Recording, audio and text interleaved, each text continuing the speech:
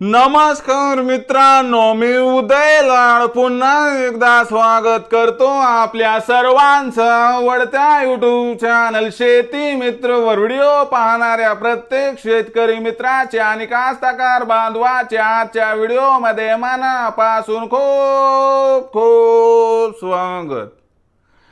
मित्रांनो, thumbnail पाहितलं, title वाचलं हो मित्रांनो। सामान्य सोयाबीन उत्पादक कास्तकार बांधवांसाठी सर्वात महत्त्वाची अपडेट की आता 30 जून पर्यंत देशांतर्गत बाजारामध्ये असे राहणार सोयाबीनचे बाजार भाव।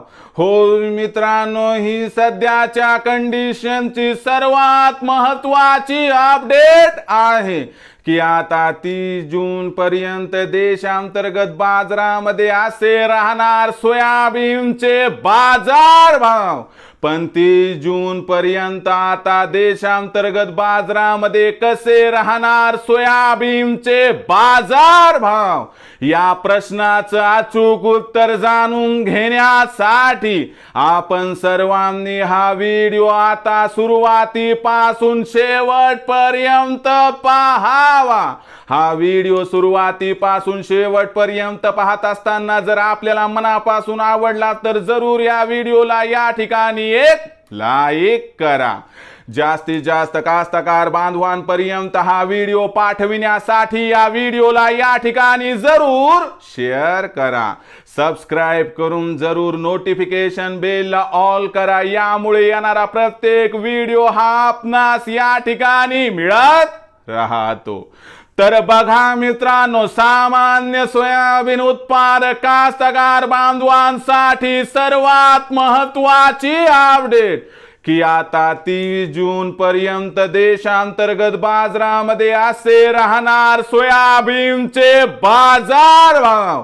पण 30 जून पर्यंत आता देशांतर्गत बाजारामध्ये कसे राहणार सोयाबीनचे बाजार भाव, या प्रश्नाचं अचूक उत्तर जाणून घेण्यासाठी सध्या देशांतर्गत आणि आंतरराष्ट्रीय बाजारामध्ये काय आहे सोयाबीनची बाजार भाव पातळी, सध्या देशांतर्गत आणि आंतरराष्ट्रीय बाजारामध्ये काय आहे सोयाबीनची मागणी आणि पुरवठ्याची स्थिती, या सर्वांचा जून महिन्यात सोयाबीनच्या भावावरती कसा परिणाम होणार आणि या परिणामामुळे अखेर 30 जून पर्यंत देशांतर्गत बाजारामध्ये कसे राहणार सोयाबीनचे बाजार भाव, या प्रश्नाचं अचूक उत्तर आता जाणून घेऊया।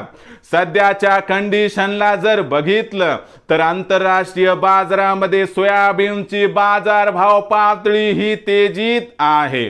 सध्याच्या कंडिशनला बघितलं तर आंतरराष्ट्रीय बाजारामध्ये सोयाबीनचा भाव $12.5 प्रति बुशेलच्या दरम्यान आहे।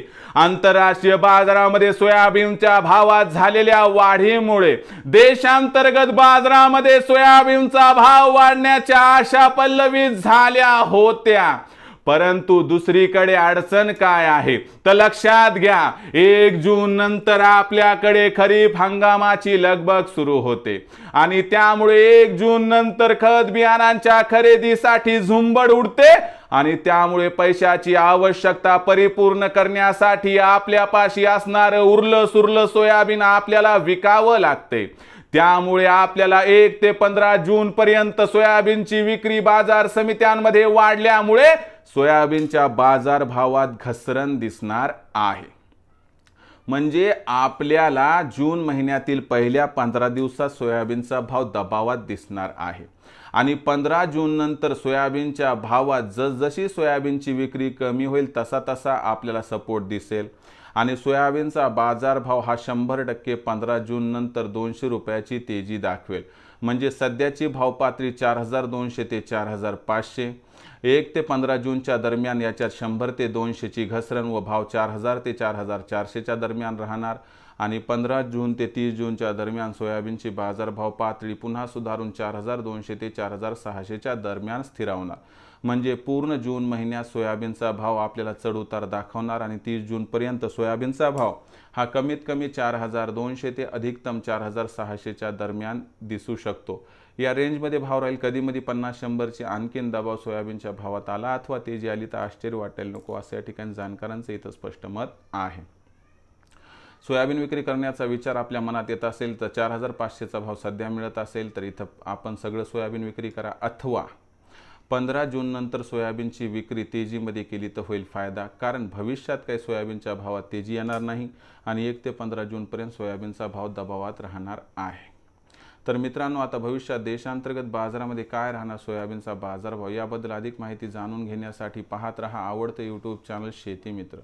आवडला असणारा हा व्हिडिओ तात्काळ लाईक करा, सामान्य कास्तकार बांधवापर्यंत पाठवण्यासाठी शेअर करा, सबस्क्राईब करून जरूर नोटिफिकेशन बेलला ऑल करा, यामुळे येणारा प्रत्येक व्हिडिओ हा आपणास या ठिकाणी मिळत राहतो।